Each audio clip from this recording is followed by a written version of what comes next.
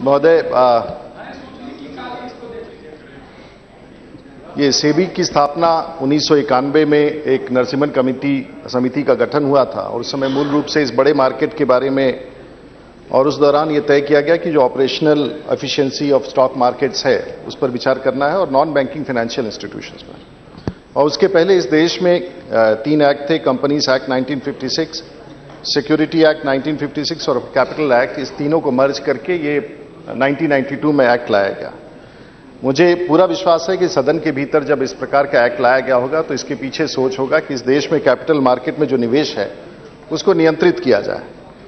लेकिन पता नहीं उस समय सरकार की क्या मजबूरी थी कि उस समय जो एग्जम्पशंस दिए गए और जो एग्जम्पशंस दिए गए वो इस प्रकार के थे जो अगले 20, 22, 25 वर्षों तक उस एग्जम्पशंस का उपयोग करके इस देश में उस प्रकार की घटनाएं हुई जिसके कारण आज हम जीवित होकर उसका संज्ञान ले रहे हैं।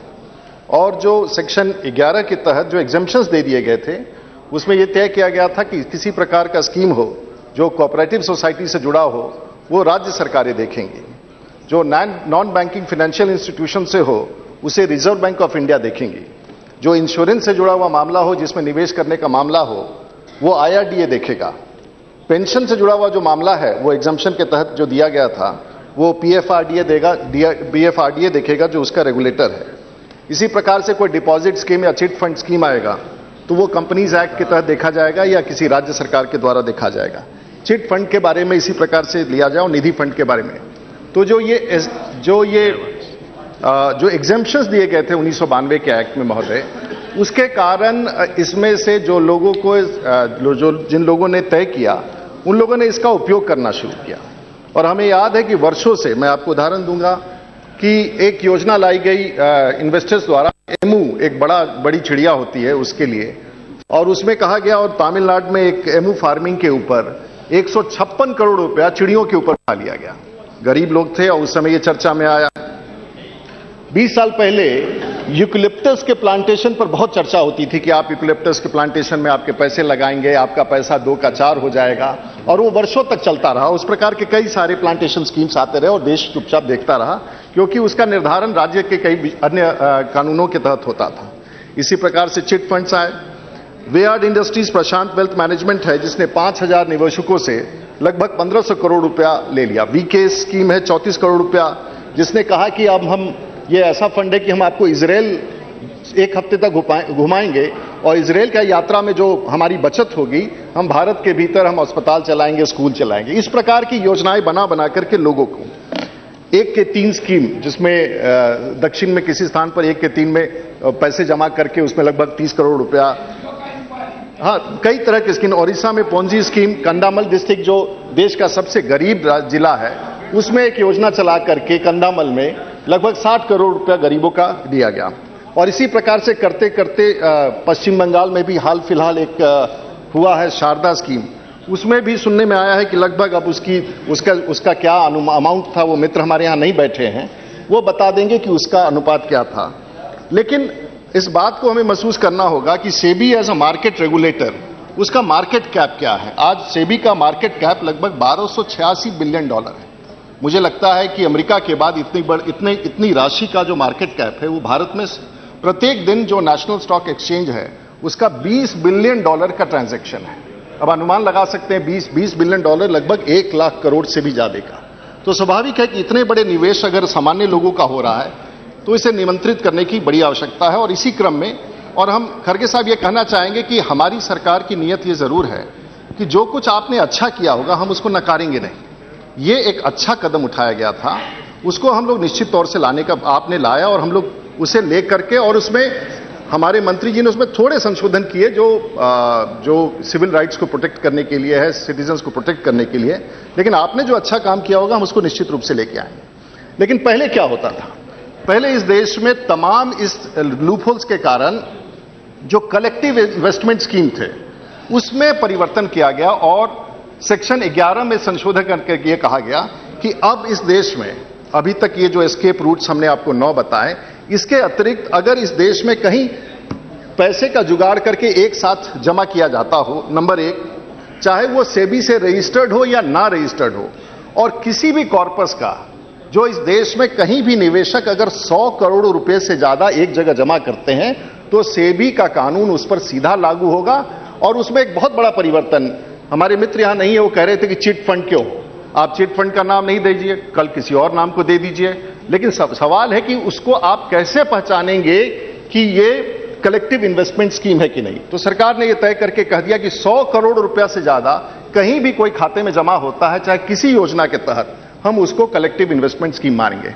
लेकिन उसमें एक और चीज, पहले यह था कि हमेशा ये कलेक्टिव इन्वेस्टमेंट स्कीम 1992 एक्ट के तहत सिर्फ कंपनियां ही कर सकती हैं। इस बार उसमें एक बड़ा परिवर्तन किया गया, कहा गया कि व्यक्ति भी अगर कहीं अपनी कंपनी खोल करके, अपना दुकान खोल करके यदि 100 करोड़ रुपया जमा करता है तो वो भी इसके परिधि में आएगा, वो भी इसी विधान। मुझे लगता है ये तीन विषय जो है अपने आप में, लेकिन पहले क्या था, कठिनाई क्या होती थी, सेबी एक्ट तो बना हुआ था, लेकिन इसमें कठिनाई क्या करती थी, आपको अगर सेबी ने आदेश दे दिया कि साहब इसने गलत किया है, इससे पैसा वापस लिया जाए, वो हाई कोर्ट और लोअर कोर्ट में, हाई कोर्ट में चला जाता था। अगर उसने फीस जमा नहीं किए हैं, सेबी कोई भी आदेश दे दे उसका पालन नहीं होता था। डिसगॉज्ड अमाउंट, जहां पैसा वो ले जा करके रखे हो, उसको हो कि भाई ये गलत आपने रखा है, निवेशकों को वापस कर देना है, उसका आदेश पालन नहीं होता था। और इस प्रकार से हजारों करोड़ का डिस्प्यूट आज सेबी का कोर्ट में पड़ा हुआ है, जिसके बारे में कोई चर्चा नहीं। अब इस कानून के तहत इसमें जो प्रावधान किए गए हैं महोदय, ये अपने आप में अद्भुत है, क्योंकि इसमें यह तय कर दिया गया है कि जो कहीं भी साहब जो बड़े बड़े जो चिट फंड चलाते हैं उनकी संपत्तियों को देखे, कहीं दिल्ली में फार्म हाउस, कहीं केमन आइलैंड्स में फार्म हाउस, कहीं उसकी कोई सीमा नहीं, बंबई में फार्म हाउस, बड़ी बड़ी लिमोजिन गाड़ियां। अब सेबी देख रहा है कि ये सब पैसा सामान्य लोगों का है, लेकिन उसके पास जहाज, हेलीकॉप्टर जो भी हो, लेकिन उसके पास अधिकार नहीं था कि उसके खिलाफ। अब है कि अगर कोई ऐसा सीआईए स्कीम में 100 करोड़ से ज्यादा हो और अनियमितताएं पाई जाती हैं, सीधे उसके संपत्ति को अटैच करने का अधिकार है, उसे बिल्कुल सील कर देने का। कहीं कोई अगर गाड़ी हो, बड़ी लिमोजीन हो, बड़ा स्कूल विद्यालय जो अपने नाम पर चला रहा हो, उसे बंद करने का अधिकार है। मुझे लगता है कि बहुत बड़ा है। और साथ साथ एक और अधिकार दिया गया, कई लोगों ने कहा कि साहब ये कानून बड़ा ड्रैकोनियन है कि आप किसी को गिरफ्तार भी कर सकते हैं, लेकिन आप इनकम टैक्स में गिरफ्तार कर सकते हैं, उसका अगर अवलोकन किया जाए तो आप कस्टम एक्ट में गिरफ्तार कर सकते हैं, आप ईडी एक्ट के तहत गिरफ्तार कर सकते हैं। तो अगर इसमें प्रावधान किया गया, अगर किसी ने कहा समझता हूं कि ये ठीक है क्योंकि सामान्य लोगों का पैसा है। महोदय, पहले जब हमने आपको बताया जिस प्रकार से जो हमारा कैपिटल मार्केट है, अमेरिका का कैपिटल मार्केट लगभग some few thousand trillion dollars है, बहुत बड़ा मार्केट है, मैं आपको आंकड़े बता सकता हूं। पहले क्या होता था, पहले खाली ये सेबी के पास अधिकार था कि यदि मालिक से नहीं पूछताछ हो, उसके कर्मचारियों से पूछताछ की जा सकती है। जो सिक्योरिटी इस मार्केट से जुड़े लोग हैं उन्हीं के साथ पूछताछ हो सकता है, और जो लोग मार्केट मैनिपुलेशन में जो उनके कर्मचारी हैं उनसे पूछताछ हो सकता है, लेकिन जो सीधे तौर पर इस काम में लगे हैं उनसे पूछताछ नहीं हो सकता है। आपको याद होगा कि श्रीलंका के बिलियनेयर राजा रत्नम नाम से थे, उनके साथ वॉल स्ट्रीट में लगभग $20 मिलियन का, $200 मिलियन का जो घपला हुआ, उसमें इसी प्रकार का inside trading. So powers to seek information. अभी हमारी पार्टी का टाइम है सर, अभी तो शुरू ही हुआ है सर। नहीं सर, वो हम एडजस्ट कर लेंगे हमारी, सर थोड़ा देर बोलने दिया।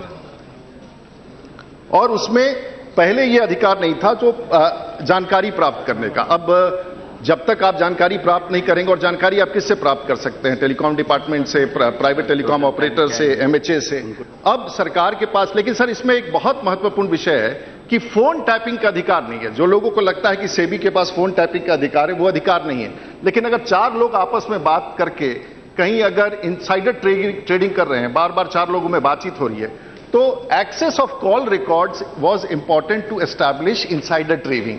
मुझे लगता है इसमें इस अधिकार को दिया गया, और साथ साथ यह प्रोटेक्ट किया गया कि प्राइवेसी नहीं इफेक्ट हो। फोन टैपिंग का अधिकार इसमें नहीं है, लेकिन कॉल डेटा रिकॉर्ड्स मैं समझता हूं कि यह बहुत अच्छा कदम है।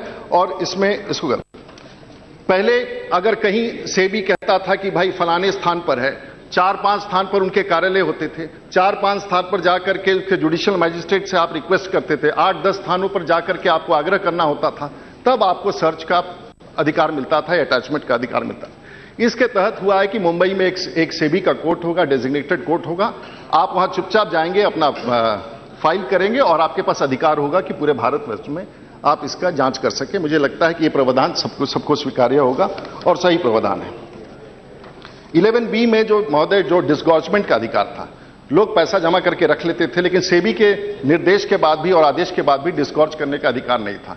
इस बार रेट्रोस्पेक्टिव इफेक्ट से इस अधिकार को दिया गया है और 11B में संशोधन करके यह सुनिश्चित किया गया है कि दिस इन्वेस्टर्स का जो भी मनी डिस्गॉर्ज करने के लिए सरकार का आदेश हो, उसका अधिकार दिया गया और मुझे लगता है कि बड़ा काम हुआ। इसके साथ साथ महोदय, यूएसए के सिक्योरिटी एक्सचेंज में $20 ट्रिलियन का एक्सचेंज है और कई बार इस प्रकार के संस्थाओं के साथ भारत के सेबी का भी को भी कई बार इन सब संस्थाओं से संपर्क साध करके और अपने स्टॉक मार्केट से और उनके स्टॉक मार्केट से संवाद कायम करना होता।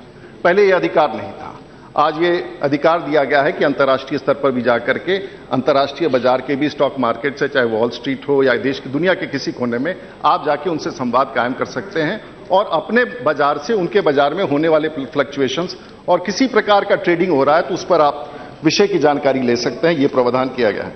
महोदय, हमारे में सबसे कठिनाई ये थी कि जो कंसेंट सेटलमेंट थे, अमेरिका में जो नॉन क्रिमिनल टाइप के ऑफेंस हैं वहां पर कंसेंट में लगभग 95% अगर सेबी और जो स्टेक होल्डर्स हैं अगर आपस में समझौता हो तो कंसेंट के आधार पर 95% चीजों का निपटारा हो जाता था।